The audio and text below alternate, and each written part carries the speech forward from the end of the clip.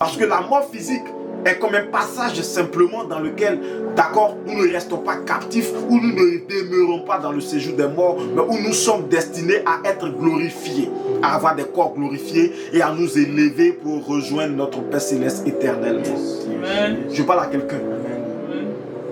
Il y a des gens qui parlaient de certaines théories, je ne vais pas entrer dans ces détails, mais c'est dans ce sens-là que le sein d'Abraham ou le séjour des morts n'est simplement pour le chrétien qu'un lieu de repos transitoire en attendant l'enlèvement.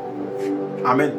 Donc quand je meurs dans l'espérance de la vie éternelle. Je ne meurs pas dans la peur de l'enfer. Je ne meurs pas dans la peur d'un jugement, mais je meurs dans l'espérance de la vie éternelle. C'est-à-dire que je suis convaincu à 1000, ou si vous voulez à 10 000% que j'ai la vie éternelle et que rien ne m'enlève cette vie éternelle. Et quand je me repose, c'est-à-dire c'est avec joie, à bras ouverts que j'accueille la mort. C'est pourquoi Paul peut dire la mort m'est un gain. Si le sang de l'alliance n'avait pas coulé, Paul ne se serait jamais permis de dire la mort m'est un gain. Si le sang de l'alliance n'avait jamais coulé, ce matin je ne serais pas en train de te parler. Si le sang de l'alliance n'avait jamais coulé, tu n'aurais jamais eu la capacité de prendre ta Bible pour l'ouvrir, pour dire Seigneur Jésus, tu es bon. Vous comprenez?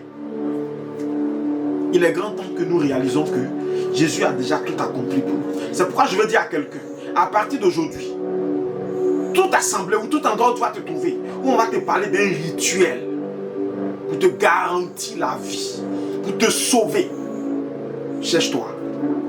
Parce que le sacrifice perpétuel a été déjà exécuté. Il couvre toute la multitude de tes péchés. Ce sont les péchés qui font que le monde des ténèbres peut avoir des réclamations sur toi. Mais si ces péchés n'existent plus, aucune réclamation n'existe plus. En ce moment-là, par moment, tu as des blocages, tu as des problèmes de tout, simplement parce que tu n'en as pas connaissance et tu appuies dessus pour réclamer ce qui te revient de droit. Amen. Un peu comme quelqu'un à qui le testament dit tu dois avoir toutes ces choses, mais parce que tu ne le sais pas et tu n'es pas allé vers l'avocat en question, tu t'es pas approché de la famille, d'accord? On attend, par exemple, tu dois aller récupérer tout ce qui te revient de droit, par exemple en Écosse, d'accord? Le testament a été lu en Écosse. Tu dois aller en Écosse pour récupérer tous tes biens. Et toi, tu es assis à New York. Est-ce que tu sais? On ne t'a pas donné l'information. Tu ne sais pas. Est-ce que tu peux récupérer tes biens? Tu ne peux pas les retrouver. Si personne ne s'est déplacé pour venir pour te dire qu'il y a des biens à récupérer en Écosse non plus, tu ne peux le faire. Mais dès l'instant que tu le sais, tu peux dire, écoutez, c'est moi l'héritier qui suis à New York. Mes biens sont en Écosse. Je suis arrivé en Écosse pour récupérer mes biens. Et à ce moment-là, celui qui était le détenteur ou celui qui était assis sur tes biens est obligé de libérer.